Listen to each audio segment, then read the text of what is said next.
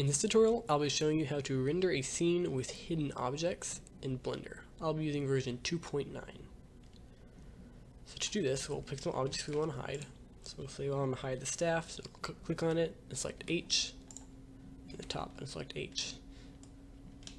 Now if you want to render it with those hidden, you have to go over here to where it says Filter, and click on this camera. It'll say Disable and Renders. So now when we find the objects that are hidden, you'll click the camera next to it, and that'll keep them hidden when you render it. So now if you go ahead and click Render, Render Animation, it'll go ahead and render it, and you won't be able to see the hidden objects.